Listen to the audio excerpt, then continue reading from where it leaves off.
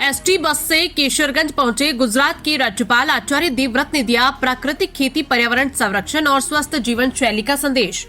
एक पेड़ मां के नाम अभियान के तहत वृक्षारोपण, किसानों से संवाद, गो दुग्ध दोहन हल चलाया और ग्रामीणों के साथ किया योगाभ्यास।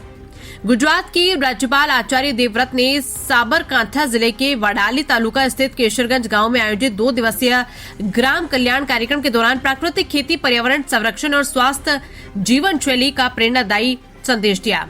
राज्यपाल आचार्य देवव्रत ने गांधी नगर से केशरगंज गांव तक की यात्रा गुजरात राज्य सड़क परिवहन निगम एसटी की बस से की। भीषण गर्मी के बीच 3 घंटे से अधिक समय तक आम यात्रियों के साथ बस में सफर कर उन्होंने सादगी और जनसंपर्क का अनूठा उदाहरण प्रस्तुत किया।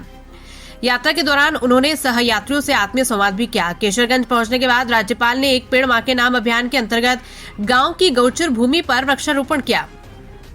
उनके इस प्रेरणादायी प्रयास से प्रभावित होकर लगभग 200 ग्रामीण भी वृक्षारोपण अभियान में शामिल हुए और पर्यावरण संरक्षण का संकल्प लिया। राज्यपाल ने गांव के प्रगतिशील किसान हरीश भाई पटेल के प्राकृतिक फार्म का दौरा किया और प्राकृतिक खेती के विभिन्न मॉडलों का अवलोकन किया।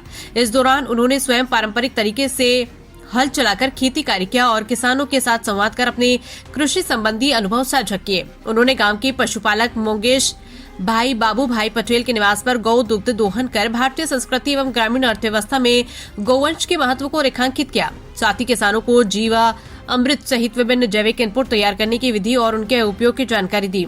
राज्यपाल ने कहा कि प्राकृतिक खेती करने वाले किसान समाज को स्वस्थ जीवन प्रदान करने का कार्य कर रहे हैं। देश में कैंसर और अन्य गंभीर बीमारियों के बढ़ने मामलों के बीच प्राकृतिक खेती मानव स्वास्थ्य और पर्यावरण दोनों के लिए लाभकारी है। उन्होंने रासायनिक खेती करने वाले किसानों से कम अपने खेत के एक हिस्से में प्राकृतिक खेती शुरू करने का आग्रह किया।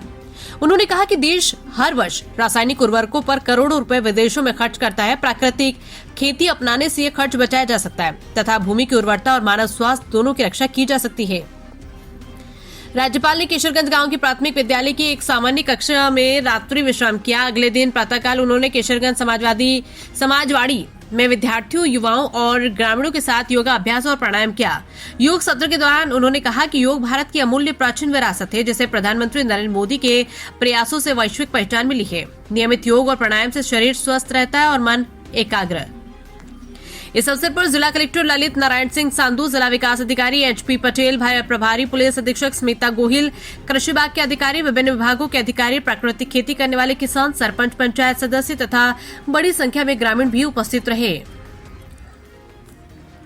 साबरकांठा गुजरात से संजीव कुमार शर्मा की रिपोर्ट। चारों तरफ ये बहुत सुंदर सुंदर भवन इस बात का प्रमाण है कि केसरगंज के लोग बहुत मेहनती हैं, बहुत कर्मयोगी हैं और आपके खेतों को भी मैंने देखा है। और रास्ते में विधायक जी ने मेरे को बताया कि यहाँ वेजिटेबल, साग भाजी बहुत भारी मात्रा में पैदा करते हैं खेडूत, तो इसके लिए भी आपको बधाई है। आज मैं आपके गांव में ही रुकने वाला हूं। आपके गांव के स्कूल में मेरा निवास होगा। आजकल आपको जानकारी होगी कि आज मेरे लगभग 30 तालुका कंप्लीट हो गई है। मैं गुजरात के 268 तालुका 268 दरेक तालुका में मैं जा रहा हूं और उस तालुका के एक गांव में ऐसे ही रुकता हूं जैसे आज केसरगंज में मैं रुकूंगा। और इसमें कार्यक्रम मेरे क्या चलते हैं, सबसे पहले कम से कम 1 एकड़ में वृक्षारोपण। हमारे माननीय प्रधानमंत्री जी ने पूरे देश को एक आह्वान किया, एक पेड़ मां के नाम। तो हम सब भाई पेड़ों का संरक्षण करें, पालें। उस मिशन को लेके ही वो चलता है। स्वच्छता अभियान हमारे